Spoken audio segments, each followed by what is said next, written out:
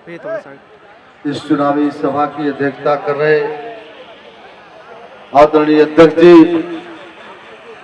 मंच पर बैठे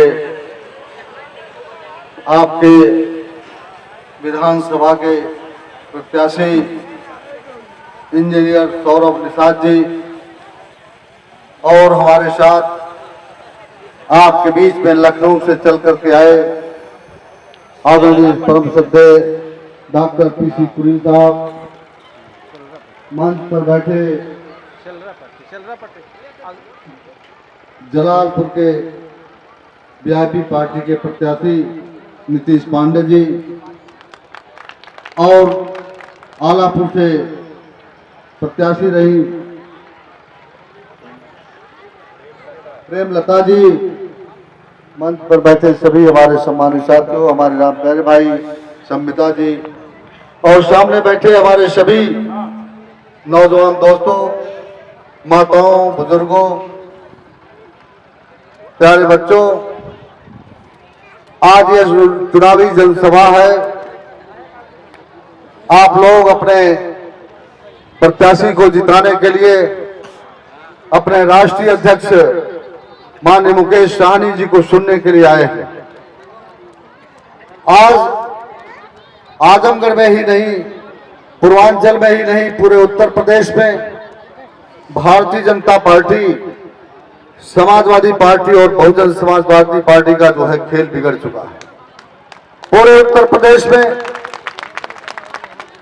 आज जो लोग अपने को ये मान के चलते थे कि हमारे सामने कोई टिकेगा नहीं, चाहे आजमगढ़ हो चाहे उत्तर प्रदेश में कोई भी जिला हो, आज सारे के सारे समीकरण ध्वस्त हो गए हैं।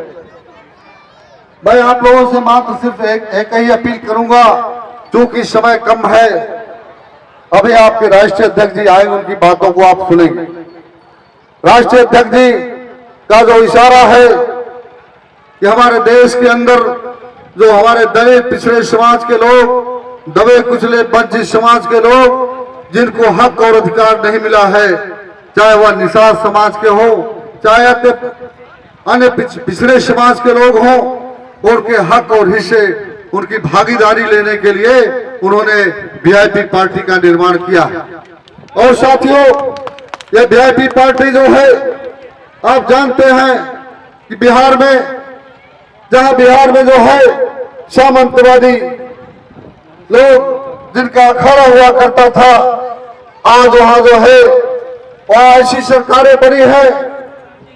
हालांकि हमारे दलित और पिछड़े समाज के सहयोग से बनी है, लेकिन जो है जब आपकी बहन फूलन देवी जी का, वीरांगना फूलन देवी जी की मूर्ति लगाने के लिए हमारे राष्ट्रीय अध्यक्ष माननीय मुकेश सहनी जी उत्तर प्रदेश में आते हैं, तो ये भारतीय जनता पार्टी की सरकार ऐसी वीरांगना जिन्होंने इस देश में इसी सामंतवादी ताकतों को उनका मुंहतोड़ जवाब दिया था, और अपने सम्मान को बचाने के लिए जो है हिंदुस्तान में एक नया इतिहास लिखने का काम किया था, ऐसी बहन वीरांगना फूलन देवी की मूर्ति जो है उत्तर प्रदेश में लगने नहीं दिया भाजपा ने।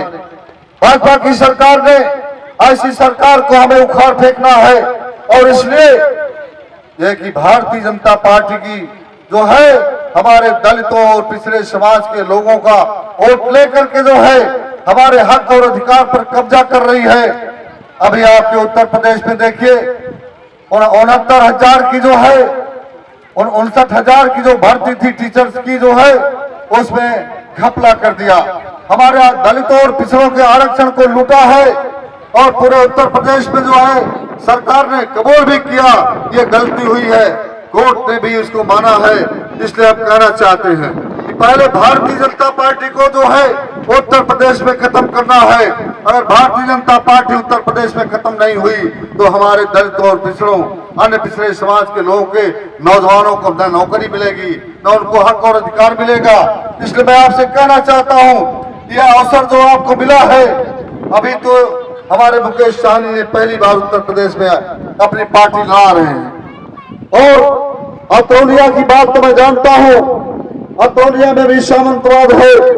ऐसे समाज के लोग जो सामंतवादी बन करके जो हमारे समाज का शोषण करते हैं, ऐसी ताकतों से भी आपको होशियार रहना पड़ेगा। क्योंकि जब चुनाव आता है तो पैसे दे करके जो है आपका वोट लेने का काम करते हैं, और चुनाव खत्म होने के बाद जो है वो आपका कभी ख्याल नहीं करते हैं। इसलिए मैं आपसे कहना चाहता हूं, और समय बहुत कम है, अभी 7 तारीख को वोट पड़ना है। आप लोग किसी के बहकावे में, चाहे वो भाजपा के लोग हों, चाहे बसपा के लोग हों, चाहे समाजवादी पार्टी के लोग हों, किसी के बहकावे में आप न आइए। किसी के पैसे अगर जबरदस्ती पैसा देते भी हैं तो उनका पैसा आप ले लीजिए, लेकिन पैसा लेकर के जो है अपने प्रत्याशी के चुनाव निशान जो है नाव के निशान पर बटन दबाने का काम करिए दोस्तों। यही हमारी अपील है, और इस अपील के साथ मैं एक बात और आपसे कह के अपनी बात को विराम देता हूं। हमारे साथियों ने कहा है ये सिर्फ निषाद की पार्टी नहीं है।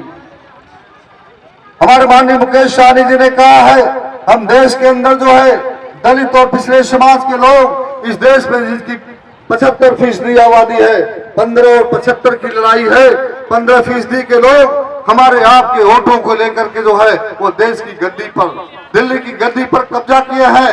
हमारे मुकेश सहनी का मानना है कि जिस दिन हम 85 के लोग एकजुट हो जाएंगे, अगर एक हम लोग हो जाएंगे तो जो हमारा अधिकार नहीं मिल रहा है, चाहे वो आरक्षण हो, चाहे हमारे जो भी हक और अधिकार हो, जो हमारे बजट में इस देश की सरकार में जो हमारे बैकवर्ड समाज के, दलित समाज का जो हक और हिस्सा मिलता है उसको भी लूटने का काम करते हैं।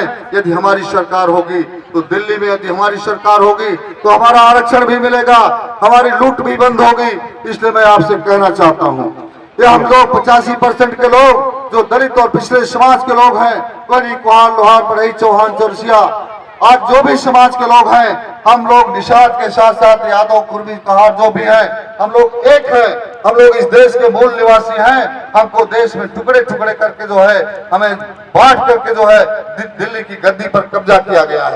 इसलिए मैं आपसे अपील करना चाहता हूं, आप लोग इन भावनाओं से नहीं, खाली निषाद नहीं, हम जो है इस देश के मूल निवासी हैं, हम लोग 85% के लोग एक हैं, और जिस दिन एक हो जाएंगे उस दिन हमारी दिल्ली की गद्दी पर माननीय मुकेश सहनी प्रधानमंत्री बनकर के हमारे हक और हिस्से को देने का काम करेंगे। इन्हीं बातों के साथ मैं आखिरी अपील करते हुए भाई इंजीनियर सौरभ निषाद जी को आगामी 7 मार्च को अपनी कीमती मोहर बटन दबा करके नाव के निशान पर इनको भारी वोटों से जिताने का काम करेंगे। यही हम अपील के साथ मैं अपनी बात को विराम देता हूं। जय हिंद, जय भारत।